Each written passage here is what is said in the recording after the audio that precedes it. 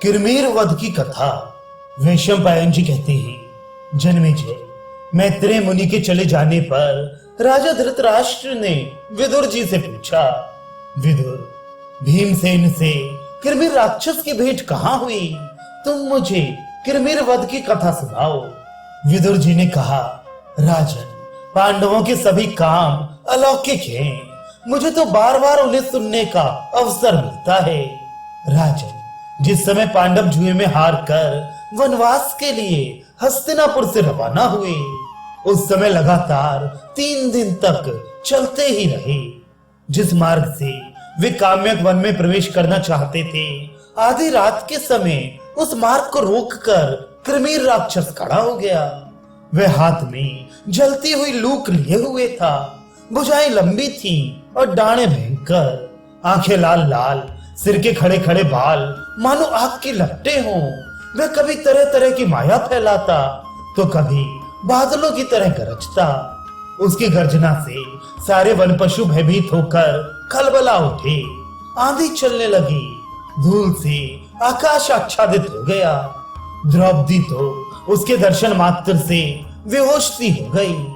उसकी एक चाल देखकर पुरोहित धौम्य ने रक्षोघन मंत्र का पाठ करके राक्षसी माया नष्ट कर दी। उसी समय किरमीर राक्षस भयावने वेश में पांडवों के सामने आकर खड़ा हो गया। पांडवों का परिचय जानकर किरमीर ने कहा कि मैं बकासुर का भाई और हिडिंब का मित्र हूँ। इसी भीमसेन ने उनको मारा है, इसलिए आज अच्छा अवसर मिला, इसे मैं अभी नष्ट किए डालता हूँ। उस समय भीमसेन ने एक बहुत बड़ा पेड़ उखाड़ा और उसके पत्ते तोड़ ताड़ कर फेंक दिए। भीमसेन ने दृढ़ता के साथ लंगोट कसकर वृक्ष को उठाया और राक्षस के सिर पर दे मारा, परंतु इससे राक्षस को कोई घबराहट नहीं हुई। राक्षस ने उनके ऊपर एक जलती हुई लकड़ी फेंकी, परंतु भीमसेन ने पैर से मारकर अपने को बचा लिया।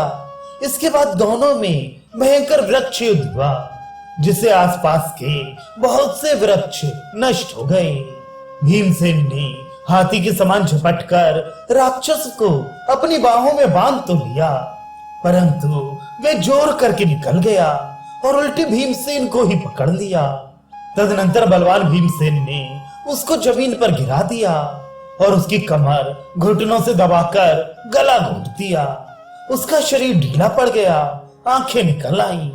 इस प्रकार किरमीर राक्षस के मर जाने पर पांडवों को बड़ी प्रसन्नता हुई। सब लोग भीमसेन की प्रशंसा करने लगे और फिर काम्यक वन में प्रवेश किया। इस प्रकार विदुर जी से किरमीर वध की बात सुनकर राजा धृतराष्ट्र उदास हो गए और उन्होंने लंबी सांस ली।